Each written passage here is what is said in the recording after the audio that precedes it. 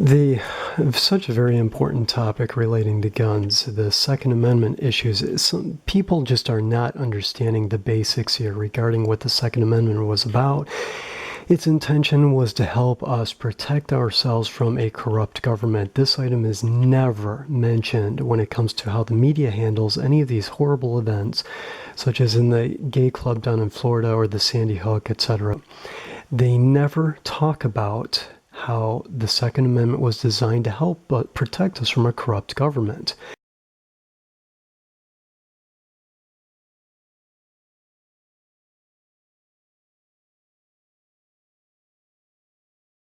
Now, I want to make it clear that I am not a Republican. I'm not a Democrat. I'm not a Libertarian. I'm not even registered to vote. I'm over 40. I am not registered to vote. I don't vote. I studied law and politics early in my life. I learned quickly that the whole thing was a sham process, so I chose not to participate. All the presidents that were being elected were starting up wars and killing and hurting people in other countries. I didn't want to be responsible for voting in that crap, so I chose not to participate. However, I do support the inherent rights that this country has afforded me, and I fight for them accordingly, which apparently neither party, especially Democrats, unfortunately, care to. You'll notice they never want to expand upon rights. They always want to try to curtail them and take them away. Whenever these events happen, we have to have gun control. We never have gun expansion. What I want everyone to do, now what would have happened if there was more armed people in these situations? What I want you to do is look up gun control testimony by Susanna Gradia Hupp. I can never remember her full name. Her name is sometimes it's Susan, sometimes it's Susanna, and I don't know how to pronounce her name. The video was from a while back, and her testimony was from even longer ago, regarding how she was in a situation where family members were killed, and had she been armed, which she wasn't allowed to be in where she was, perhaps she could have done something to defend her family. Gun rights were first and foremost about protecting ourselves from the government. Now, she uses a great example of how the government's interference in those rights stopped her from being enabled to defend herself and her family. It's a fantastic point. You'll know that government never accentuates rights. They always try to take away rights, especially when it comes to guns. What would happen if people were armed in these situations?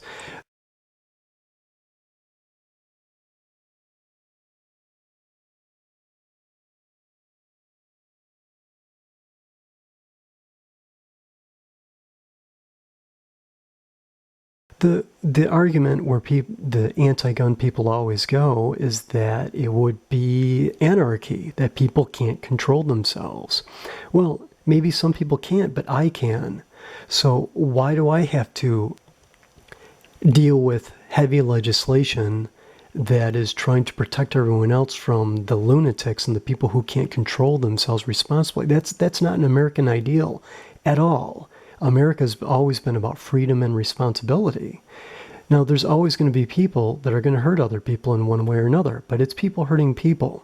You've heard the argument over and over again, guns aren't hurting people, people are hurting people. Well, it's true. Why? Guns are inanimate objects.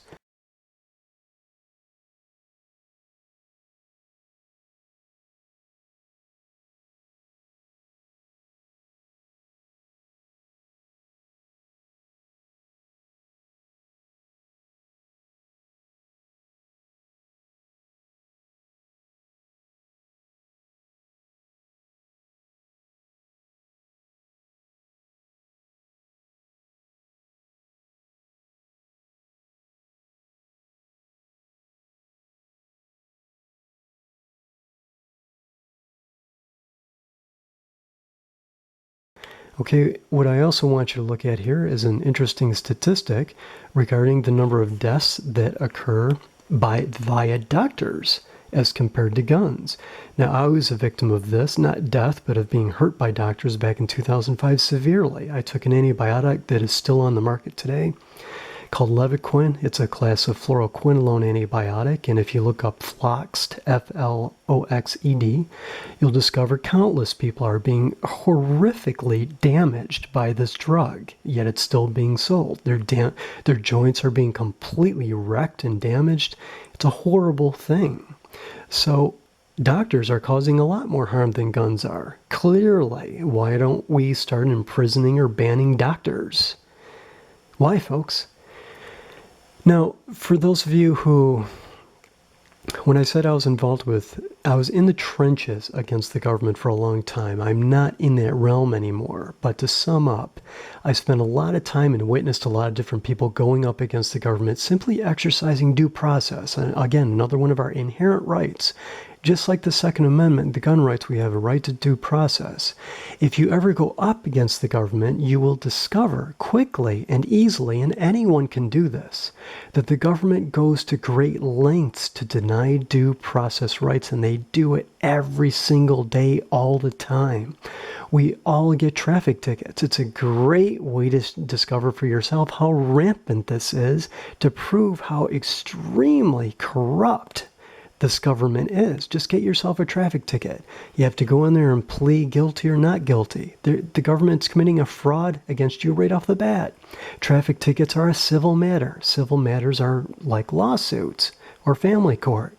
Are you pleading? Is there guilty or not guilty involved in a family court or a lawsuit? No, of course not. Have you committed a crime when you're getting a traffic ticket? 95% plus of the time, no.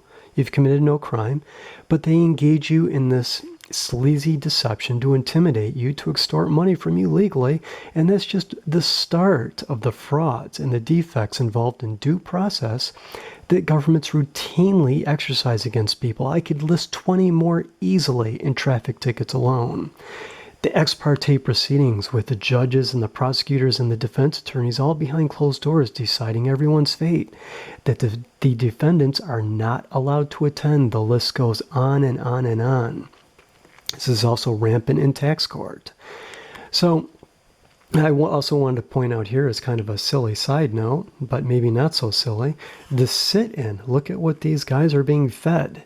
I mean, folks, I don't eat any of this garbage. Maybe if these politicians stop eating this crap, they could think more clearly about the nature of the inherent rights that we're supposed to have, why we have guns, and how they're primarily there to protect us from our very corrupt government.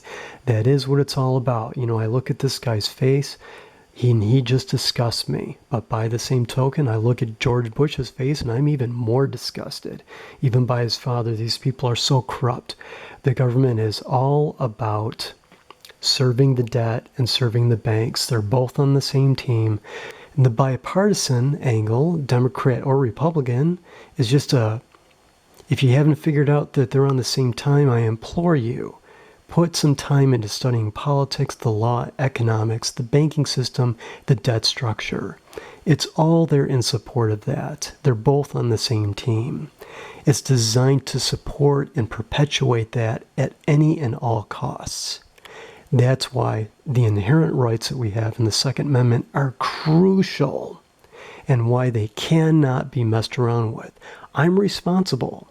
There may be irresponsible people out there who will use guns irresponsibly, but that doesn't mean the politicians have an excuse or certainly not a right to mess around with any inherent right that is there for everyone who's born in this country. Thanks for watching.